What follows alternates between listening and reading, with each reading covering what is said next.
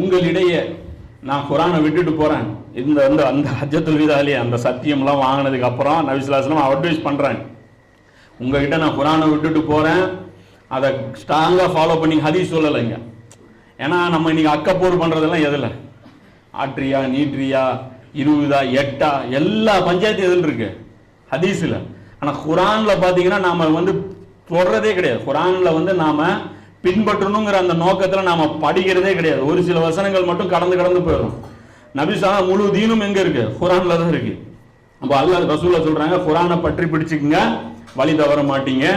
நாளைக்கு நான் கௌசர்ல நின்றுட்டு இருப்பேன், என் மூஞ்சில கறி பூசிடாதீங்க. அதான் சொல்றேன், என் மூஞ்சில கறி பூசிடாதீங்க.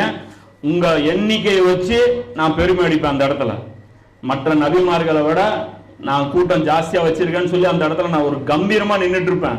அந்த இடத்துல என்னை அசிங்கப்படுத்திடாதீங்க, நீங்க அந்த இடத்துல தடுக்கப்படுவீங்க. ரசூலுல்லாஹ் சொல்றாங்க.